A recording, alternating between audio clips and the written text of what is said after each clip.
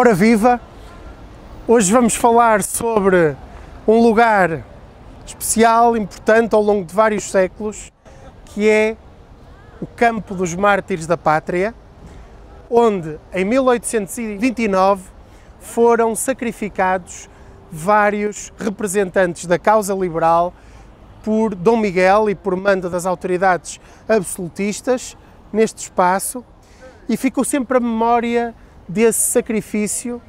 além de outras execuções públicas que foram feitas também neste lugar, como por exemplo dos amotinados do motim da Companhia de 1757, que por ordem de Sebastião José de Carvalho e Melo, Marquês de Pombal, e também com a autoridade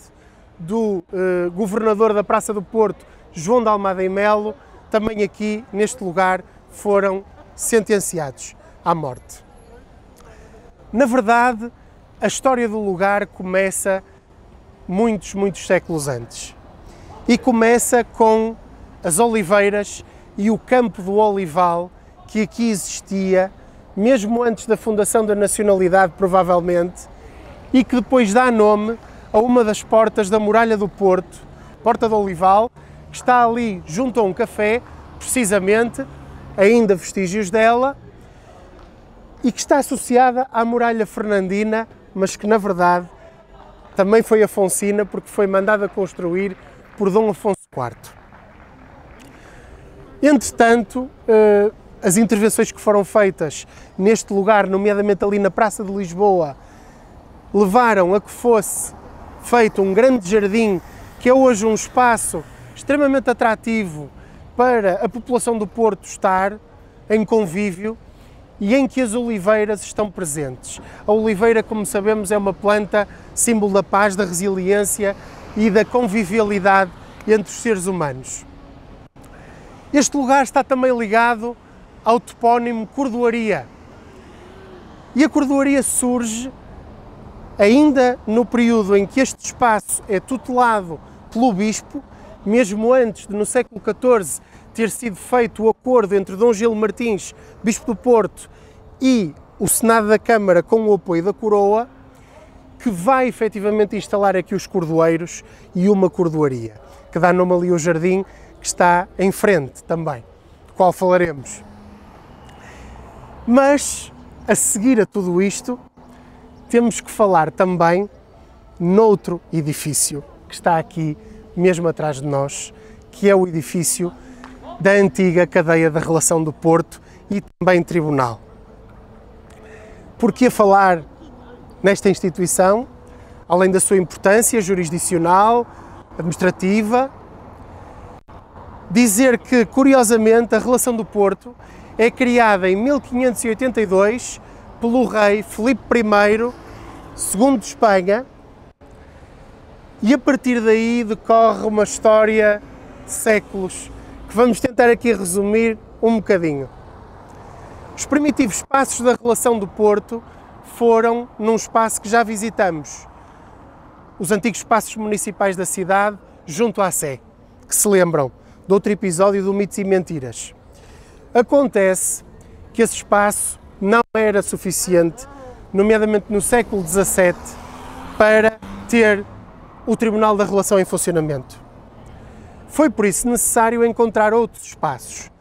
Primitivamente o Corpo da Guarda, um pequeno edifício que também não foi suficiente, e depois a sua vinda para cá, para este lugar onde nos encontramos, e que é o lugar, precisamente, onde ficou durante séculos. É conhecido o plantio aqui de várias espécies que deram origem ao Jardim da Cordoaria e que depois levaram a que mais tarde,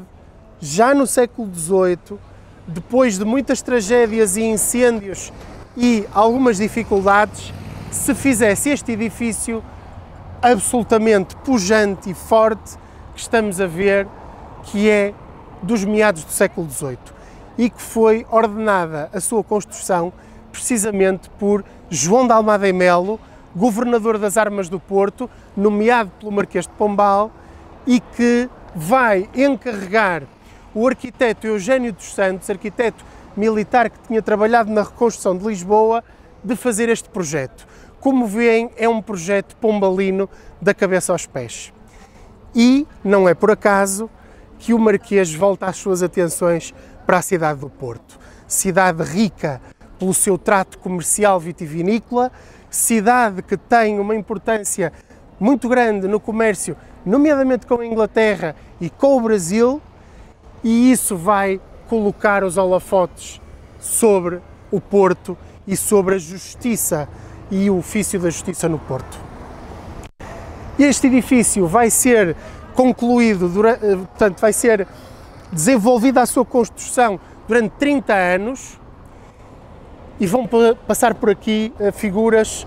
muito conhecidas da nossa história. Está ali uma estátua de homenagem a Camilo Castelo Branco e ao seu romance Amor de Perdição. Sabemos que Camilo Castelo Branco, sendo um homem do romantismo, foi plenamente uma pessoa do seu tempo. Apaixonou-se por Ana Plácido, que estava em relação com Manuel Pinheiro Alves, um rico comerciante chamado brasileiro, torna-viagem, e que tinha a sua casa, como sabemos, em Vila Nova de Famalicão, a casa que hoje é conhecida como Casa de Camilo, mas que na realidade era de Manuel Pinheiro Alves, e esse processo judicial, que vai ser julgado, curiosamente, pelo pai de Eça de Queiroz, o doutor Teixeira de Queiroz, e ele próprio também tinha cometido adultério, curiosamente, vai trazer para esta prisão 2 presos VIP importantes, Camilo e Ana Plácido. Aqui vão conhecer, imaginem, aquele que foi talvez o maior ladrão desse tempo, o Robin dos Bosques português, José do Telhado, natural de Penafiel. Homem conhecido, apesar de tudo, pelos seus métodos relativamente brutais, mas por uma preocupação social muito grande. E, aliás, a sua fama e a sua biografia foi contada por Camilo Castelo Branco, primeiro nas Memórias do Cárcere e depois em muitas outras obras fantásticas que nos dão um instantâneo muito claro deste homem, de barbas proeminentes, com vários filhos, e que é uma daquelas figuras, de facto, próprias da época. Estamos junto à fonte de Neptuno, também ali designada Fonte da Porta do Olival, mas conhecida como Fonte de Neptuno, e se repararem, além da figura do Deus que está ao centro, temos 2 bocas de água com 2 golfinhos, assim daqueles golfinhos imponentes, fortes, como vemos, por exemplo, no brasão de Matosinhos, do concelho de Matosinhos. Esta fonte teve uma intervenção profunda em 1940, porque toda esta zona foi alvo de uma reestruturação urbanística profunda nesta altura e coincidiu exatamente com o reposicionamento desta fonte face ao seu lugar original e, no fundo, aqui um remate perante a Rua de Trás e a Rua dos Caldeireiros, com todo este movimento, ainda hoje, que nos faz lembrar que parece que estamos na época medieval, só falta aqui os pregões, água vai! Há aqui um sentimento ainda de profunda identidade portuense que eu convido as amigas e os amigos a sentirem ao virem a estes lugares que de facto ainda se consegue prescrutar, digamos assim, o sentido e a alma verdadeira da cidade do Porto. Entretanto, sobre este edifício, e agora nestes minutos finais, dizer que até 1961, data em que os passos da relação novos que ali estão à nossa frente são inaugurados, o edifício muda completamente a sua função. Deixa de ser naturalmente uma cadeia, sofre um processo de reestruturação e de reabilitação profundo e nos anos 80 é repensado como um arquivo de fotografia. E é por isso que ainda hoje podem encontrar aqui o Centro Português de Fotografia, instalado desde 2001, que tem um acervo fotográfico absolutamente notável. A equipa do Mitos e Mentiras recomenda absolutamente a visita aqui, a consulta, mas podem também, através da internet e nos motores de busca, precisamente do Centro Português de Fotografia, quem sabe, pesquisar uma antiga fotografia de família tirada pela Casa Alvão, pela Casa Guedes, pela Casa Biel ou por outras, que estão aqui todas depositadas,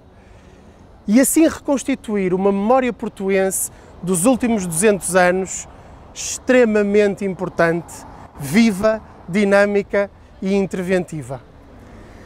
Como veem, do Campo dos Mártires da Pátria à Cordoaria, passando pelo Olival e acabando na Cadeia da Relação, temos aqui um conjunto de referências históricas extremamente importantes que procuramos passar-lhes, transmitir-lhes com este episódio, agradecendo a vossa presença, as vossas partilhas, todo o contributo que têm dado para o crescimento do programa, e por isso, muito obrigado a todos por esta caminhada que estamos a fazer em conjunto, e um grande abraço, até ao próximo episódio.